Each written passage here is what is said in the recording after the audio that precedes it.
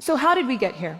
How did we get to the point where a majority of immigration officers across continents, including Africa, feel that it's okay to treat people from my continent like second-class citizens of the world? After decolonization, African countries, for the most part, remained tethered to their colonialists. Nigeria to the UK, Angola to Portugal, Senegal to France. As a result, we collectively developed a fragmented sense of identity, considering our paths to Europe and the US before any connection to a neighboring country. Following the 60s, minimal intra-African trade occurred. But while African markets remained virtually sealed from one another, a vibrant channel of trade flourished between Africa and the Western world. This is the legacy of 20th century Africa, which still dictates our way of life today. Because I feel I have as much of a right to see and discover this planet as any other person. Unfortunately, Africans still face restrictions in traveling their own continent. A Somali citizen cannot travel to a single African country without a visa. US and UK citizens can travel to about 36, 35 African countries either visa-free or with visas on arrival. That Africans seem more tolerant to Westerners than they are to other Africans reflects a troubling bias, one that feeds the business pursuits and wanderlusts of Europeans and Americans, while starving Africans of their own right to see their own continent. For a Senegalese woman to travel to South Africa, she needs a visa, which might take 2 to 4 weeks to process.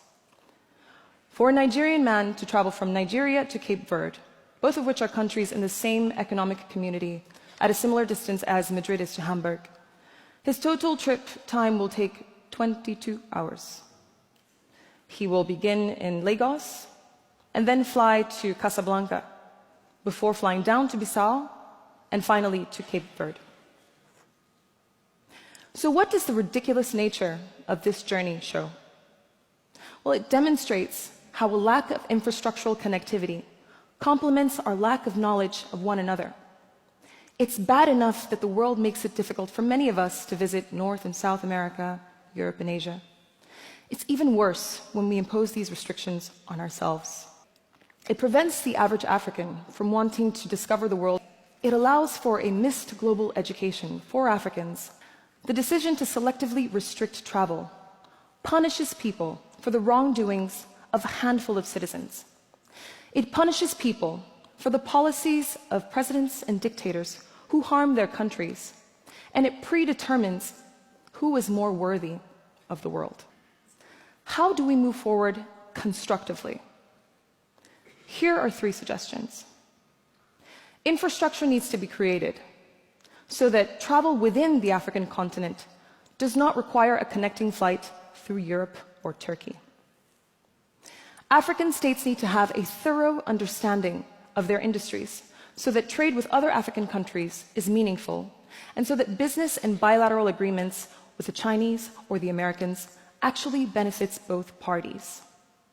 Finally, there needs to be a re-education on Africa and on Africans for Africans, culturally, historically, and economically. These conversations need to happen in classrooms as well as around dinner tables, which will in turn improve the quality of conversations in business and international forums.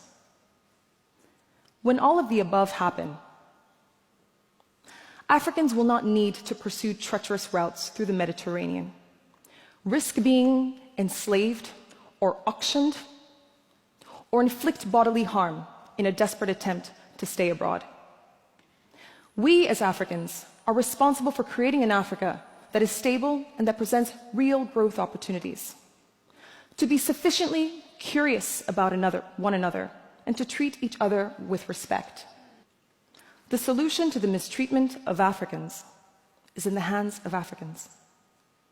We as Africans are responsible for creating an Africa that is politically stable, intellectually empowered, and socioeconomically integrated.